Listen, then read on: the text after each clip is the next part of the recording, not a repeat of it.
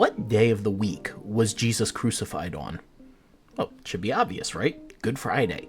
Well, believe it or not everyone agrees on that. Let's talk about why. Hey everyone, I'm Colin, the resident nerd and Bible scholar here at the Bible Uncut and Unfiltered.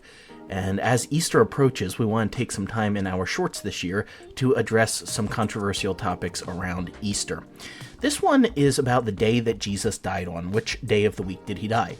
I think most people just assume Friday, because a lot of churches have Good Friday services before Easter Sunday. But there's two matters that complicate the question a lot more than you might think at first. The first one is when the Passover happened, the year that Jesus died. And that's a matter that we're going to get into in our next short. So today I want to focus on the second issue, and that's the way that ancient Jews would have counted days. See, in our modern Western mindset, a day begins at sunrise, or, well, technically at midnight, and goes until the next midnight, or sundown. So we have a morning and an evening, that's one day. However, in the ancient Jewish mindset, and even in some strict Jewish communities today, the day begins at sundown and ends at the next sundown. So you have an evening first and then a morning. That's why if you read Genesis during the creation account, the author says not that the morning and evening were the first, second, third, whatever day, but actually that the evening and morning were. Because in that Jewish mindset, the day begins at sundown and then ends at the next sundown. And as much as thinking that way kind of breaks my modern Western brain, I really appreciate what they're going for with it, because you start your day with rest then, instead of ending it with rest.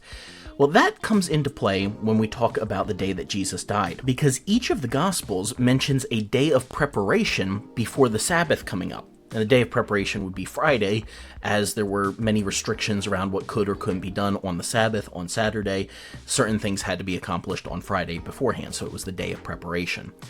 But technically, that only counted for the morning of Friday. It was technically, at least from our mindset, Thursday afternoon into Friday morning. That was the day of preparation. And then the Sabbath would be Friday evening into Saturday morning. And all that leads into a question, at least for people who want to take the Bible very literally, that I was introduced to in Bible college. Because I was always familiar with the idea that Jesus was crucified on Friday, rose on Sunday. But there were certain people who would look to a passage, Matthew 12:40, where Jesus is speaking, and he says, "Just as Jonah was 3 days and 3 nights in the whale's belly, so will the Son of Humanity be 3 days and 3 nights in the heart of the earth." Well, if you're taking that logic of 3 days and 3 nights, literally, that would actually have to put Jesus' crucifixion further back in the week. Because if he dies on Friday, technically morning, because it was still during that part of the day, it was the end of the day, remember, evening starts the day, morning ends the day. So if he died on Friday morning, technically, then you would not necessarily count that as the first morning, because it was right at the end of that morning that he would have been buried. And it says 3 days and 3 nights. Well, he wasn't there for more than just a little bit of time before the night came on Friday. So in the normal way of viewing this, where he's crucified on Friday, you have one night, which is Friday night going into Saturday, one morning, Saturday morning, a second night, Saturday night, and then a second morning, Sunday morning. So you really only end up with 2 and 2 in the normal way of thinking about it.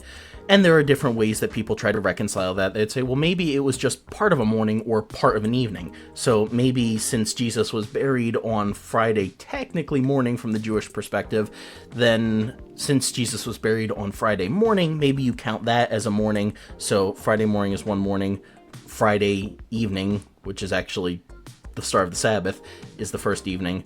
Saturday, you have a morning and evening. But then Sunday, you only have morning again. You don't have Jesus in the grave on Sunday evening.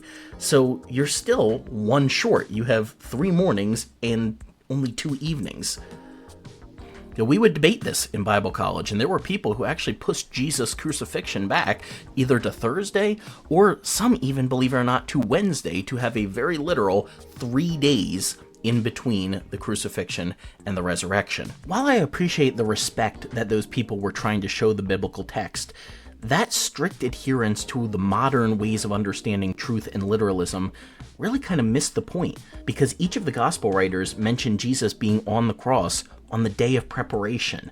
So that indicates that he was crucified on Friday, the day of preparation, so sometime before Friday sundown when Sabbath would have started.